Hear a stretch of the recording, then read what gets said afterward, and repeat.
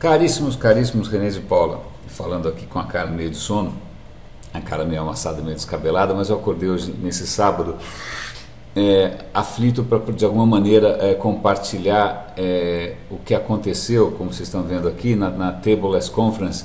Eu fui convidado pelo Diego Eis. É Diego Eis ou Diego? Ah, é Diego, boa pergunta. Para encerrar o evento, eu fiquei bastante lisonjeado, mas também fiquei um pouco intrigado, porque era um evento de gente tão mais capacitada, de gente tão mais técnica, tão mais atualizada nos temas de user experience. Eu falei, o que eu tenho para contribuir e tal? Ele falou, cara, eu tenho certeza que você vai inventar alguma coisa legal. E isso já faz um mês e meio, 2. Eu inventei um título e criei um problema para mim mesmo, né? Criei um bom problema para mim mesmo, porque o título que eu criei foi Defina Bom. Tá? Então aí ao longo desse tempo todo fiquei com essa história na cabeça e vim juntando algumas historinhas. Eu normalmente quando faço as apresentações eu não uso PPT, mas como tinha historinhas e nomes e fotos, eu achei que valia a pena. Eu gravei o evento que foi anteontem, e aí, mas a gravação ficou, gigas e gigas, 1 hora e tanto, uma qualidade não tão boa. Eu achei que eu podia fazer uma versão um pouco mais sucinta. Ainda mais porque hoje, por coincidência, é aniversário de um dos personagens que eu cito aqui, que é o Thomas Midgley. Então vamos ver se esse formato aqui de alguma maneira agrega. Eu vou manter, será que eu mantenho essa janelinha aqui? Eu acho que, bom, deixa aí, sim ou não, talvez. Bom, de qualquer maneira, mas talvez fique um pouco mais divertido. Bom, René de Paula é o meu nick no Twitter, Facebook, /René de Paula, LinkedIn, /René de Paula, só o renedepaula.com.br, que foi, que é na verdade propriedade de um homônimo meu que é fotógrafo.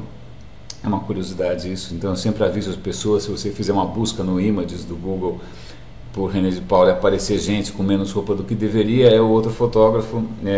Nas minhas fotos não aparecem gente, né? Então vamos lá. A primeira questão aqui, é muito fácil me achar, tá aqui, eu criei esse about.me/René de Paula, tá tudo que é meu ali, é facinho, isso é sussa. Vamos começar com essa palavra quacunque. Eu não vou fingir que eu sei latim, eu não sei patavina. Então a questão é a seguinte, a minha formação original é rádio e televisão. Eu trabalhei um tempo em televisão aberta, em televisão fechada, em produtora independente, blá blá blá blá. Até que em 95, 96 comecei a me encantar com essa história de internet. Em 96 eu comecei a trabalhar em uma das primeiras agências interativas e 17 anos que eu ainda estou nessa barca, né? Mas eu não conhecia Londres. A minha mulher, que adora viajar, adora, tem rodinha no pé muito mais do que eu. A gente precisa conhecer Londres. Bom, vamos lá. E aí ela super generosamente sugeriu que a gente visitasse a BBC. Eu fiquei feliz da vida, porque a BBC não só historicamente é um monumento, né? Os caras noticiaram tanta coisa durante a Segunda Guerra, foram bombardeados. Hoje os caras têm uma programação que é maravilhosa e tal. Bom, fomos lá visitar o prédio da rádio, fui visitar o estúdio também. No prédio da rádio tem lá o emblema da BBC e está escrito lá quacunque. E eu, curioso pra caramba, felizmente o Gui explicou da onde vem essa expressão quacunque, né? Então essa expressão é bíblica, né? Aparente, pelo que o Wikipedia, isso daqui, tá? Também não sou um expert.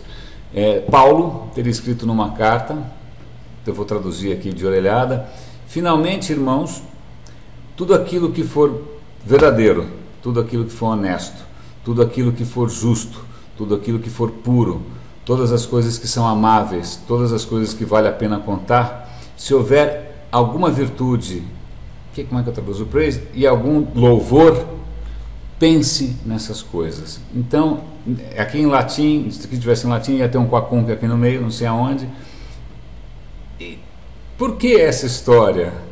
É inspiradora, para mim, até toda vez que eu vou falar essa história, a voz embarga um pouquinho, porque isso Vamos pensar de uma outra maneira. Quando você assiste qualquer canal de televisão brasileiro, Globo, Pegadinha do Faustão, SBT com sei lá quem, os Datenas, os Gugus, tal, embora sejam empresas privadas, a concessão de TV é pública. O governo concede. Com que critério, não sei. Eu acho que em muitos casos eu deveria retomar, mas acho que eles estão distraídos. Mas é uma concessão pública. No caso da BBC, a própria TV é pública, ela é paga com impostos, eu acho, ou com contribuição, sei lá. Então, eles se colocaram uma missão, pô, já que eu tenho, né, já que eu mereci a atenção de tanta gente, já que eu tenho esse canal, literalmente, junto a um país inteiro, o que eu tenho que trazer, o que eu estou fazendo aqui, né? Então é quacunque, né? As coisas que são verdadeiras, as coisas que são honestas, as coisas que são justas.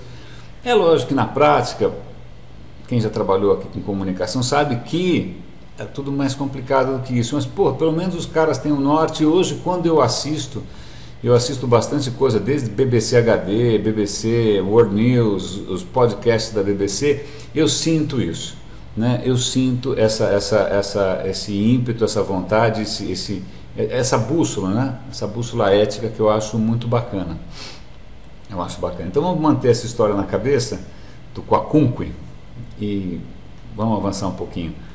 Não sei se vocês reconhecem esse cara aí, provavelmente não, né? Fritz Haber. A história é a seguinte: final do século XIX, começo do século XX, havia um problema.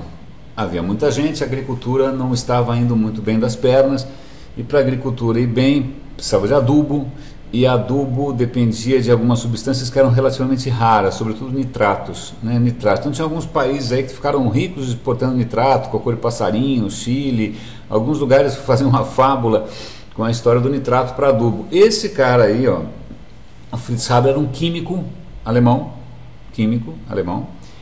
e ele descobriu uma maneira de... Nitrato depende de nitrogênio. O ar tem 79%, alguma coisa assim, não é 78%, de nitrogênio. Ele conseguiu um processo em que ele conseguia extrair o nitrogênio do ar e transformar em nitrato. Cara, parece mágica, né? Para as coisas do, sei lá, Mr. M, Harry Potter e tal. Tanto que a manchete dos jornais na época era Brot aus dem Luft. Aus der Luft.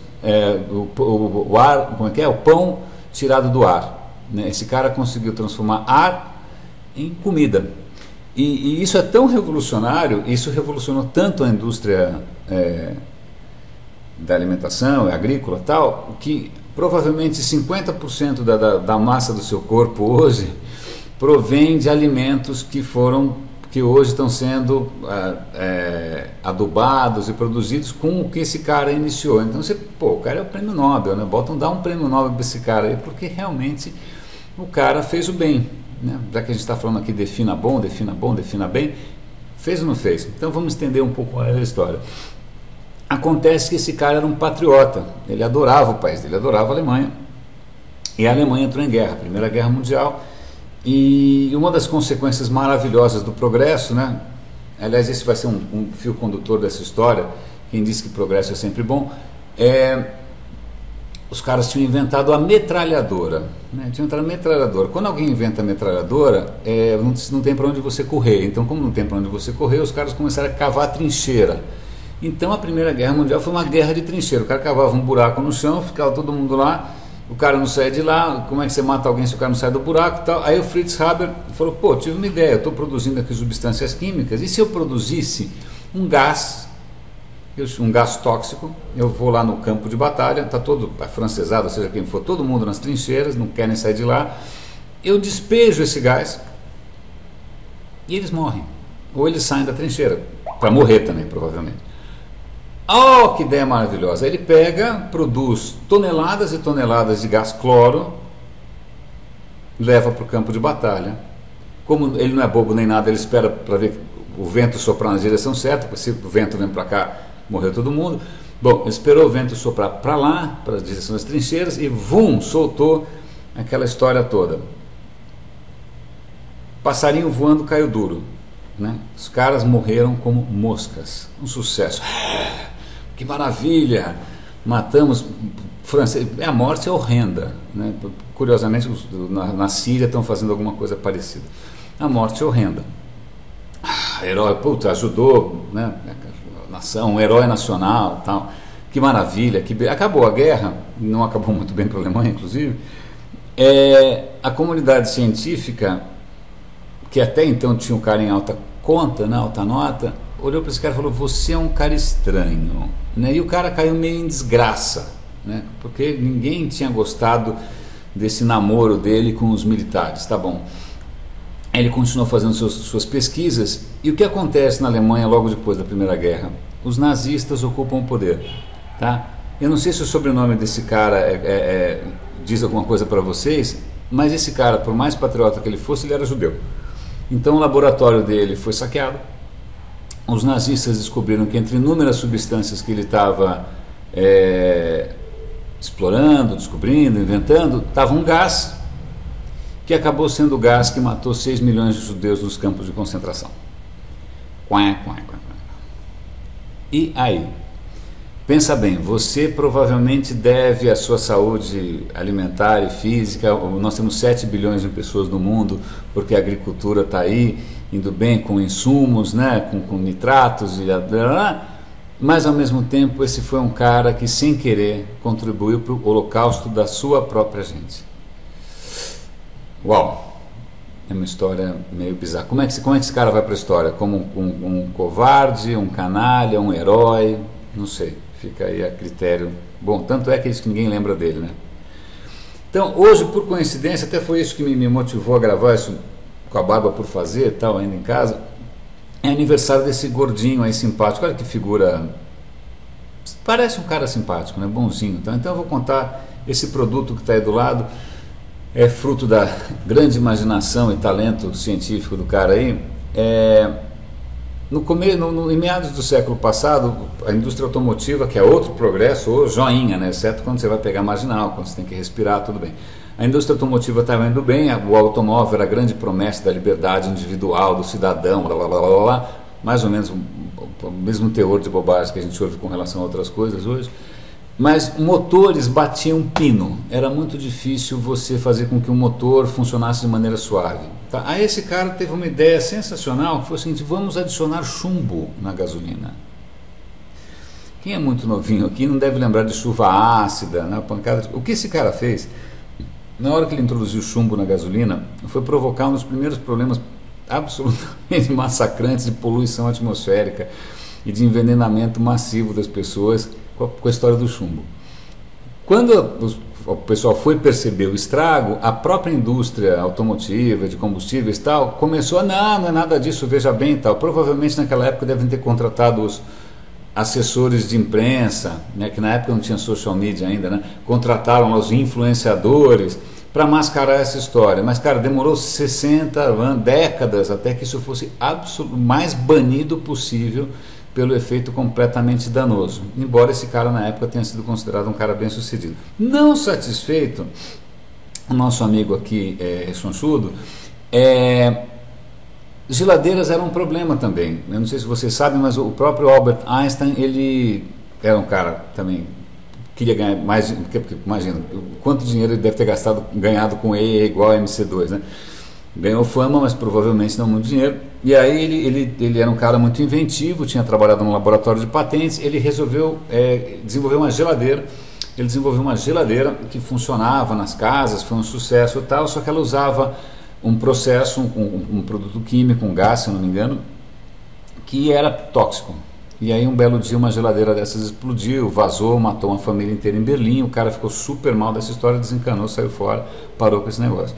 Mas, né, a oportunidade é a mãe da invenção. O Thomas Midgley resolveu fazer uma geladeira que funcionava com uma substância que talvez vocês também, por idade, não lembrem muito bem da história, que é o freon, que é o CFC, né? Oh, que bárbaro! Exceto que o CFC, quando vaza, ele abre buracos na camada de ozônio. E buracos na camada de ozônio fazem com que o ultravioleta da luz do sol cause câncer de pele, mutações. É um horror. Eu lembro que na minha adolescência, a Austrália estava fritando com a história do buraco de ozônio. A Antártida tinha uma cratera no buraco de ozônio.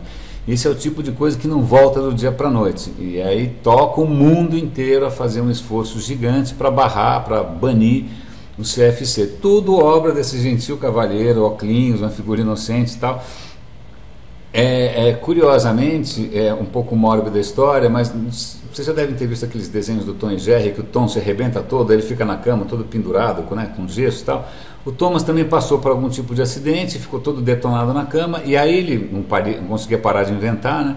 Inventou um sistema de polias e roldanas para ele conseguir se mexer, mas aí ele se enroscou todo, se enforcou e morreu. Então essa foi a única invenção dele que ele sentiu na própria pele, tamanho da desgraça. Então vamos continuar aqui. Vamos trazer um pouco mais aqui para o nosso mundo digital, sair um pouco da indústria química, armas tóxicas, etc. High Speed Trading. O lance é o seguinte: se vocês assistirem alguma coisa mais antiga na televisão e mostrarem bolsa de valores, a bolsa de valores era um monte de marmanjo fumando, gritando, o telefone assim na orelha, tendo infarto, aquela coisa toda. Isso, com a computação, né, sumiu. Né? Todo mundo fica ali, e aí os computadores falando uns com os outros, tal, sumiu essa história do pregão, né? E aí o que acontece? Computadores são rápidos, quanto mais rápido melhor, mais vantagem competitiva cada um tem, e aí começou uma corrida pela velocidade. Não vou entrar em detalhes aqui, mas isso envolveu até colocar fibra ótica, trazer os caras mais próximos da própria bolsa para que não tivesse o delay, né, a latência da rede, uma corrida insana, algoritmos insanos, computadores funcionando a uma velocidade louca, o mercado financeiro voando, né, na estratosfera. Aí o que acontece? Um belo dia, eles foram testar um novo algoritmo, né, de transação. Tá, legal, vamos testar, acho que vai ser melhor. Tá. Eles botam aquele negócio para funcionar, no ato, cara, o dinheiro começou a evaporar, milhões de dólares por minuto, assim, a bolsa caindo, eu falei, meu, que porra é essa? Bom, a hora que eles desligaram, levantaram o backup, lá restauraram o backup e voltaram para tudo ao normal, eles tinham perdido acho que 400, 500 milhões de dólares em minutos. Sabe o que tinha acontecido? Ninguém sabe. Por que ninguém sabe? Porque quando você está nesse tipo de velocidade, computador falando com computador, ninguém consegue acompanhar. É tanto dado que você não consegue nem filtrar o que aconteceu. Simplesmente aconteceu. Os caras têm uma leve suspeita de que mas isso pode acontecer de novo. Eles estão tentando se precaver. Como é que eles fazem para o sistema não sair fora de controle? Porque a intervenção humana não faz mais sentido. Aí você fala, então quer dizer que a gente está hoje vivendo num mundo onde o sistema financeiro está exposto ao que a gente vai levar uma porrada não sabe de onde? É mais ou menos isso. Tá? Aliás, a revista Wired, vocês lembram, teve uma crise do sistema financeiro em 2008, logo na sequência a Wired fez uma matéria que tinha uma fórmula matemática, a culpa é da fórmula. A história é a seguinte, um economista, dentro desse mundo absolutamente insano de ações e flutuações de bolsas, o cara tinha criado uma fórmula para tentar modelar aquilo que parecia completamente impossível de ser modelado. E essa fórmula, começou a funcionar, ela começou a pautar as decisões de muita gente grande, muitas decisões financeiras em cima dessa fórmula. Só que acontece que essa fórmula, ninguém sabia direito, ela funciona relativamente bem, ela dá uma certa margem de lucro aí, quando as coisas estão bem. Se as coisas dão um pouquinho fora do normal, a fórmula espana, a fórmula surta, e aí os valores enlouquecem. Talvez tenha sido isso, talvez tenha sido isso que tenha feito o mercado ir para o saco em 2008. Então, de novo, mais um caso em que o progresso, a matemática, a ciência, o computador do Diabo 4, trazendo consequências que não duram mais, não demoram mais 30, 40, 50 anos para acontecer. Acontecem em milésimos de segundo e você nunca vai saber de onde veio o tiro. Tá? Estou colocando essas questões, sobretudo porque de uns tempos para cá, é lógico, todo mundo vai lá, se eu criei uma rede social, eu vou sair por aí falando que rede social é maravilhoso, né? Se eu faço processador, eu vou falando que quanto mais rápido o processador, melhor. Quer dizer, criou-se um discurso por aí, mesmo em eventos, em palestras, em aulas, glorificando a tecnologia como se ela fosse por si só a garantia de alguma coisa boa, né? Eu estou tentando mostrar aqui através de exemplos até um pouco dramáticos, não é assim. Não é que ela seja ruim, mas ela não é necessariamente boa, né? E como é que a gente garante, ou pelo menos se precaver, ou pelo menos tenta, né, orientar as coisas para que as coisas sejam um pouco melhores, né? Não tomem um caminho ruim. ao longo do tempo, eu estava usando um aplicativo bacaninha chamado Cat no Android, eu fui juntando algumas historinhas aí e tal. Então, um aplicativo que me chamou muito a atenção é o seguinte, um aplicativo chamado Seesaw. Esse aqui é o URL do artigo, tá? Seesaw é o seguinte, eu estou em dúvida, uma dúvida de natureza moral.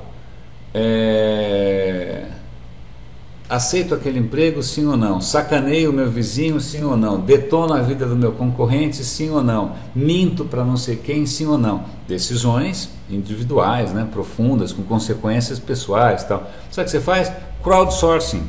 Você joga para a galera.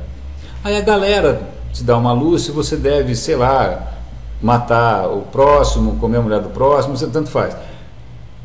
Você terceiriza, você faz crowdsourcing de uma decisão moral. O aplicativo existe. E eu fiquei arrepiado. O cara não parou para pensar nas implicações, nas complicações. Mas está aí. O cara falou, não, o cara usa se quiser. Para pensar um pouco que história é essa, né? Aí de repente o cara lá levou um suborno fenomenal, falou, não fui eu perguntei no Seesaw e disseram que eu podia. Ainda prefiro esquizofrênico que ouvir vozes, né? Pelo menos isso. Outra questão que me chamou aqui a atenção, a Wired, que é uma revista que às vezes tem umas matérias provocativas, tanto cientista aí tentando descobrir algoritmo de PageRank, de Java 4, será que esse cara não deveria estar curando câncer? Ou pensando em doenças? Tal? Hoje, muitos laboratórios farmacêuticos, ao invés de investir em drogas que realmente, ou curas realmente impactantes, o cara vai naquilo que dá mais lucro, é claro. Fazer um parêntese aqui, essa semana saiu uma entrevista com Bill Gates, que eu acho que é um caso interessantíssimo, que eu adoraria que houvesse mais, inclusive, porque o cara é o cara mais rico do mundo. O que ele faz hoje? Tenta ficar mais rico? Não, ele criou uma fundação e está tentando eliminar a malária. O cara vai lá na África, o cara está tentando criar maneiras das vacinas chegarem em tal lugar, o cara está pensando em energia nuclear limpa com reator de tório, o cara está botando grana, ele já botou bilhões em questões que afetam a humanidade. Legal. Ninguém fala muito disso, né? Vai provavelmente falar do Steve Jobs que inventou o iPad, mas que não fez absolutamente nada pelo social. Mas o que é bom aqui? Display retina ou menos crianças na África morrendo de malária, morrendo de sede, morrendo de fome? Eu acho que está na hora da gente começar a pensar. Mais uma última acho que, deixa eu ver, tem uma outra historinha aqui. O palco em que eu fiz essa palestra foi dentro do British Council aqui em São Paulo, e eu estive naquele mesmo recinto um ano antes, num evento que era para escolher startups, e uma startup que fez um sucesso danado era de um rapaz que tinha feito um algoritmo, uma inteligência artificial, olha só, hein? Que é o seguinte, você é um veículo, um jornal, uma revista, um blog, ou seja o que for. Do que você vive? De audiência, de publicidade. Então quanto mais audiência você tiver, mais dinheiro você ganha. Mas aí você tem que escolher, você tem que pautar os seus repórteres, né? Sobre o que eu vou publicar hoje, o que eu vou cobrir e tal, né? Porque de repente algumas coisas dão mais ibope do que outras, certo? Certo. E aí esse cara fez um algoritmo que fica o tempo inteiro monitorando redes sociais, tendências do Google e tal, para ver o que está com potencial de bombar.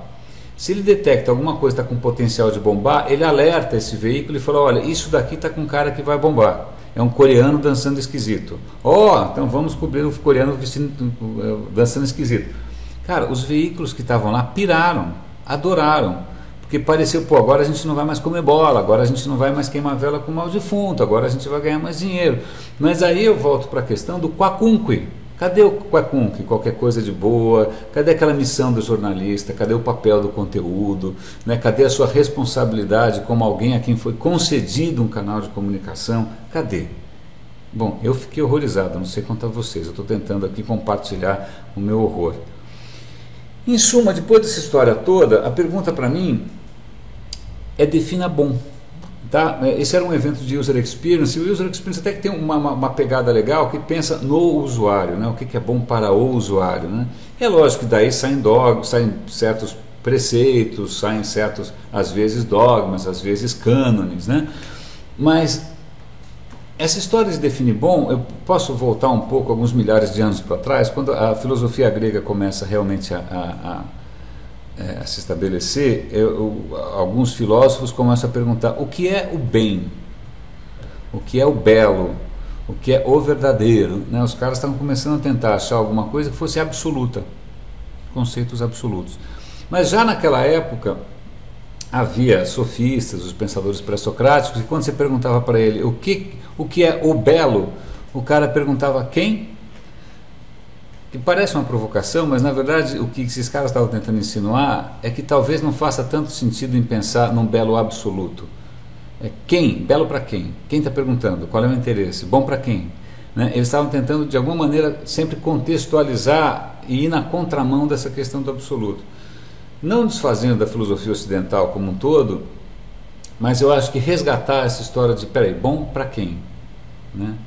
O que é bom para São Paulo é bom para Porto Alegre, o que é bom para o Brasil é bom para os Estados Unidos, o que é bom para o Irã é bom para não sei quem, o que é bom para a classe C é bom para a classe A, o que é bom para o estudante do primeiro ano é bom para o estudante do último ano, o que é bom para a indústria de mídia é bom para a indústria do jornalismo. É isso que eu acho que eu sinto falta desse tipo de ponderação. Quando eu vejo lá o timeline do Facebook, as pessoas colando as filosofias mais bizarras, né? De Confúcio, assinado como Jabor, de Jabor assinado como Confúcio, frases do budismo com máximas do Stalin, sei lá, é uma confusão da porra. Você percebe que as pessoas estão tentando, né, colocar alguma aura ou emprestar algum tipo de legitimidade ou basear em algum tipo de valor aquilo que elas estão fazendo. Mas nem tudo é igual e essa ânsia por alguma referência que seja absoluta é muito complicada, né? E aí mesmo em termos de experiência pessoal e profissional, os projetos em que eu aprendi mais e que eu acho que foram mais ricos e que inclusive tiveram um impacto melhor, foram aqueles que ao invés de, né, escolher de orelhado o que é bom para fulano, o que é bom para cicrano, pergunta, traz o cara para dentro, vai tentar entender, né? E é sempre um tapa na cara essa história, a gente sempre apanha muito porque é tudo muito diferente. A hora que você circula pelo país vai ver a realidade do digital em Goiânia, a realidade do digital em Londrina, a realidade do digital em Recife. Não dá para generalizar, não dá para a gente fazer um evento, seja o que for, próximo, o que for, qualquer coisa assim, e dizer que aquilo representa alguma coisa. Na verdade, a gente tem aí inúmeras outras visões que podem ser mais inspiradoras, tá? Eu acho que isso é um bom ponto. Vou colocar aqui um caso interessante. Vocês estão vendo esse rapaz aqui, o Daniel Pinto. Essa história é curiosa. Eu tinha sido convidado. A história é a seguinte: toda Campus Party eu vou, tá? Desde a primeiríssima. Tá? Eu brinco que é a estação de reprodução dos geeks que o ano inteiro não consegue. Eles pousam que nem Galápagos, eles pousam lá para tentar reproduzir, fazem ninho. Estou brincando. Eu sempre vou lá porque eu gosto de sentir um pouco a temperatura do mercado, ver o que as pessoas estão fazendo. É legal, é sempre toda Campus Party foi diferente da outra. E na penúltima Campus Party me colocaram no painel de gamificação. Cara, na boa, vou até ser um pouco mais enfático, mas maldita hora em que a internet brasileira foi dominada pela publicidade. Porque, putz, que comida de bola clássica. Desde então, a única coisa que se conversa sobre campanha, sobre mídia, sobre marketing, campanha, sobre mídia, sobre marketing, como se digital fosse só isso, né? Sempre me frustrou muito. E aí o cara trabalha numa agência sem pensar como é que essa agência faz dinheiro, e aí de repente o bendito BV, que é aquela bonificação que as agências levam por fora, é o que simplesmente condenou o digital a uma absoluta miséria nos últimos anos. Né? E aí o cara está lá trabalhando e como o salário é legal e como tem cerveja grátis na sexta-feira e tem festinha e gente bonita, o cara está achando bacana, né? Então eu estava lá nesse evento da Campus Party e aí era um painel sobre gamificação, aí tinha lá o cara que fez o game para Guaraná, outro que fez a gamificação do maionese, eu sei lá, né? Os melhores cérebros do mundo tentando vender desodorante, né? Aí eu estava meio entediado e falei, cara, para mim eu estou mais acostumado com o contexto de colaboração, às vezes como é que você faz um ecossistema funcionar, qual é a regra do jogo, para mim gamificação é isso. Eu fiz um desafio, falei, aposto que alguém aqui na plateia tem alguma história melhor para contar do que a gente. E aí esse rapaz que vocês estão vendo aí, o Daniel, ele levantou a mão e começou a contar uma história que eu fiquei assim, pô cara, pelo amor de Deus, você tem que contar essa história. Eu vou resumir, depois vocês ouvem, tá aí o link para o vídeo. Ele trabalha na Previdência, no rapaz de Rondônia, a Previdência, que você vai falar, é serviço público, Credo Cruz, que coisa coxinha e tal, mas na verdade Eles, sei lá, acho que o PMDB vacilou, o PT vacilou, esqueceram de colocar alguém lá, um pau mandado para tocar esse negócio, e aí eles falaram, pô, não tem nenhum político mala aqui, vamos trabalhar do jeito certo. Então eles resolveram mudar a regra do jogo. Vamos fazer o seguinte, o que a gente acha bom para o cidadão? Menos fila, menor tempo de atendimento, agilidade nos processos. Então eles criaram conceitos do que seria desejável. Bom, como é que a gente vai mensurar isso? Criaram um mecanismo de mensuração, criaram um dashboard em que o cara de qualquer lugar da Previdência consegue ver como é que esses parâmetros estão andando no país inteiro, mesmo nos lugares mais remotos, né? E aí eles criaram o quê? Cada divisão, cada unidade meio que compete com a outra e o seu próprio salário, o seu próprio bônus está atrelado ao desempenho desses parâmetros. Eu ouvi e falei, Cara, isso está redefinindo bom de inúmeras maneiras, não só porque você está usando conceitos que eram usados para vender, sei lá, bala de goma, mas você está usando isso para atender a população, como isso também foi uma coisa feita por grassroots dentro da própria organização, como isso, tem uma pancada de questões interessantes aqui, né? E só que ele, na época, ele não tinha autorização para contar. Na próxima Campus Party, que foi esse ano, agora em 2013, eu encontrei com ele de novo. Eu estava sempre com a câmera, estou sempre com a câmera, eu peguei minha câmera, gravei o Daniel, ele contou a história dele. Assistam, isso daqui é muito bacana, é muito inspirador, tá? É muito inspirador, que eu vou fazer aqui um parêntese. Eu gosto muito de dar visibilidade para esse tipo de história, histórias inspiradoras, histórias que façam diferença, histórias que tenham impacto, tá? E não sou só eu, não. Se você pega, ano passado eu fui para a Singularity University, a proposta dos caras é como é que a gente impacta 1 bilhão de pessoas. Meteoro não vale, tá? Não, mas assim, como é que você impacta 1 bilhão de pessoas usando a tecnologia? Os caras estão lá, querendo ouvir empreendedores, levando empreendedores, tentando fazer. Então tem dinheiro pesado nisso, Cisco, Google, todo mundo tentando ver como é que a gente usa tudo isso para fazer um impacto positivo.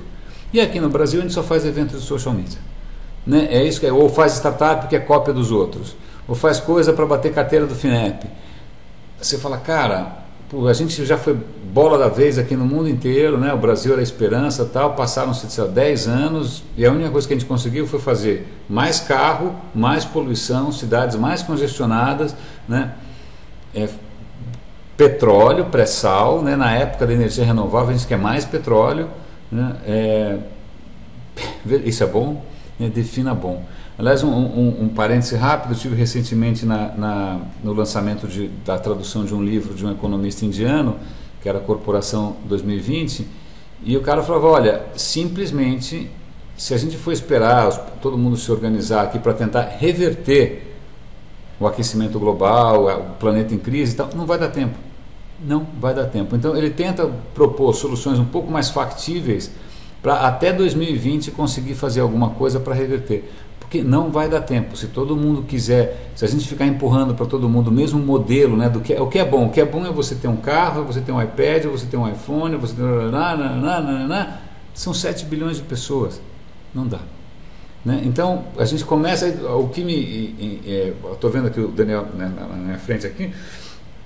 O que me inspira, ter encontrado caras como, sei lá, o Ricardo Joseph, o Newton, são caras que de repente têm projetos como Urbania ou Ciência, que são gente que poderia estar aí querendo ter uma SUV blindada e trabalhar numa, sei lá onde, num escritório fabuloso, mas o cara leva a vida com transporte público, está querendo criar maneiras inovadoras da população ter mais acesso a ter mais voz no trato com o poder público com relação às cidades. Os caras estão quebrando a cabeça com coisas que realmente têm um impacto bacana, tentando mudar a educação. Tem projetos por aí. A questão é, a gente precisa dar mais visibilidade e precisa sair um pouco dessa coisa fã, né, de achar que bom mesmo é você fazer graça, bom mesmo é você vender Maria Mole, bom mesmo é você não se perguntar. Então até vou fazer aqui só para encerrar, isso daqui é quase tudo que é meu, eu publico aqui na usina, quase tudo que é serviço por aí, René de Paula sou eu, mas para encerrar, eu fiquei feliz de encerrar um evento como o Tableless Conference, pelo seguinte, quando você encerra, você tem a chance de dar alguma coisa para os caras quererem fazer logo na sequência, né? Para inspirar, o cara sai dali com algum tipo de inspiração. Eu acho que durante muito tempo a gente se contentou com aquela história do don't be evil, mas don't be evil, vocês não façam mal, Não basta, porque na verdade uma série de ações que a gente faz no dia a dia, que mesmo os caras mais corruptos do mundo fazem no dia a dia, falam, não estou fazendo mal a ninguém. Eu peguei minha parte aqui, faz parte do business, é assim que sempre foi, não dá para ser de outro jeito, não estou prejudicando ninguém, só estou ganhando o meu. Né? Não fazer o mal não significa fazer o bem. Minha mulher, que é advogada, tem uma citação latina maravilhosa para isso. Ela cita também um jurista do século XIX, que ele fala que o mal prospera quando o bem é tímido. Maravilhoso isso. Mas só don't be evil, só pensar no seu, isso não faz mal a ninguém, e multiplica isso por uma escala gigante, e o que você tem é um país corrupto, um continente corrupto, um país indo para o saco alegremente. Né? Então está um pouco mais na hora da gente começar a pensar nas nossas decisões pessoais, nas nossas decisões profissionais, no que efetivamente pauta cada projeto que você faz. Né? Você cria uma rede social, por quê? É bom para o cara ele ficar se expondo tanto? O que seria bom? Um bom uso do seu tempo, um bom uso da sua inteligência, um bom uso do seu afeto. Eu acho que era isso. Eu gravei isso aqui de prima. Essa apresentação eu vou agora publicar como vídeo. Eu agradeço aí o pessoal do Tableless Conf pela oportunidade. Foi bem legal. René de Paula Júnior falando. Um grande abraço. Ctrl Shift 10.